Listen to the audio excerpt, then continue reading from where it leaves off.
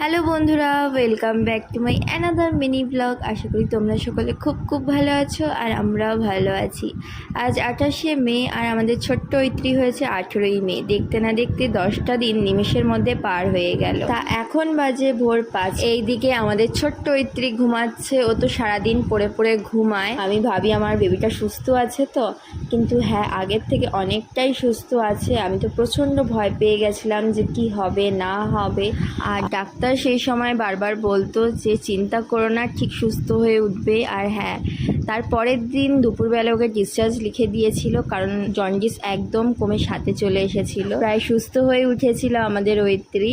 আবার আরাধ্যার বেলায় আমাদের এরকম প্রবলেম ফেস করতে হয়নি, কারণ আরাধ্যা হয়েছিল একদম পৌষ মাসের শেষের দিকে। তা সেই সময় কনকনে ঠান্ডাতেও আমার মেয়ে হার্ডলি 15 দিন টানা ঘুমিয়েছে। তারপর থেকে যে সজাগ তো সজাগ, টানা 3 মাস পর্যন্ত মানে সারা রাত জেগে থাকতো, দিনেও সেভাবে ঘুমাতো না। আমরা তো ওই মেয়েকে নিয়ে পাগল হয়ে গেছিলাম।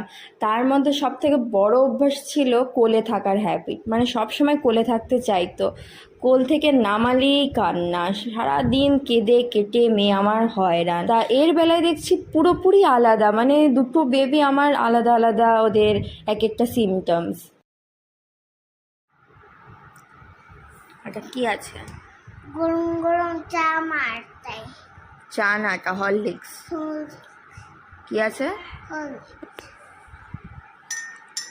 আমার সাথে সাথে আরাধ্যাও উঠে গেছে, এখন একসাথে হরলিক্স আর বিস্কুট খাচ্ছে। ও এখনও কিন্তু ব্রাশ করেনি, বুঝলে। আরাধ্যার ঘুম ছোটোর থেকে ভীষণই পাতলা। একটু যদি ঘরে ঠুংঠাং আওয়াজ হতো অমনি আমার মেয়ে উঠে পড়তো। তা এখনও সেই স্বভাবটা রয়েই গেছে।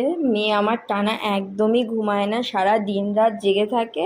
রাতে গিয়ে সে 11টা 12টায় ঘুমাবে, আবার ভোর 4টে 5টা না বাজলে উঠে পড়বে। আমার দুটো বাচ্চার ক্ষেত্রেই প্রেগনেন্সির জার্নি পুরোপুরি ভিন্ন ছিল, সেটা পরে এক সময় তোমাদের সাথে শেয়ার করব। আমি তো মাঝে মধ্যে ভাবতাম যে আমার বেবি বয় হবে, বাট কেন জানি না শেষের দিকে গিয়ে মায়ের মন ঠিক সাড়া দিয়েছিল যে না, আমার মেয়ে হবে। আর কনফার্ম আমি বলেছিলাম 9 মাসে যে দেখবি আমার মেয়ে হবে, আর ঠিক তাই হলো। আর হ্যাঁ বন্ধুরা, এই যুগে ছেলে মেয়ে কিন্তু সবাই সমান, ভিন্ন বলে কিছু